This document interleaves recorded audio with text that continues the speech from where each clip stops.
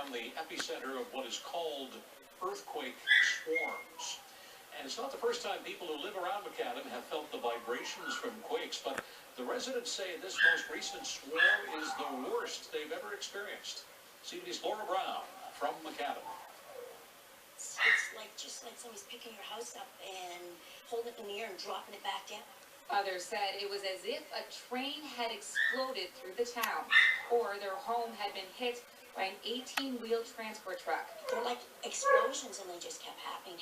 Earthquake Canada says the village of mcadam is actually experiencing an earthquake swarm, but knowing that provides little comfort to residents. Last evening was one of our worst evenings that we've had so far because it just kept on going.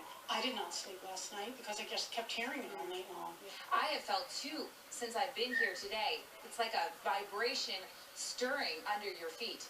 Experts say an earthquake swarm is several shallow earthquakes that an area feels in a relatively short period of time. The mayor says he recorded between 21 and 25 of them yesterday, and there was one registered 3.3 magnitude quake around 8 last night.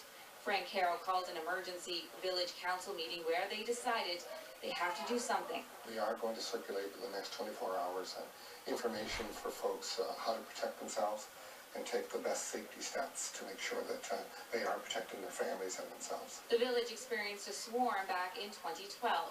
An investigation took place, and this geophysical consultant was in mcadam at that time. We'll probably come in and install portable seismographs in the village to get a better handle on the actual location of the earthquakes, whether underneath the northern part of the village like they were last time, or maybe a little bit further out. The mayor says they've asked to have a seismograph stationed in the area to measure the quakes, especially since the worry in this community has escalated. And Steve, the residents that I spoke to today sounded much more concerned about this earthquake swarm than they did the last one. I was there for one. I experienced a minor one. It felt like the basement of the building that I was standing in, there was a small explosion in it, and it was a deep vibration in my feet and a really loud boom. It was really quite incredible. Steve. Sounds like it. Laura, thank you very much. CTV's Laura Brown. Thanks, Steve. From the Fredericton Newsroom tonight. Well,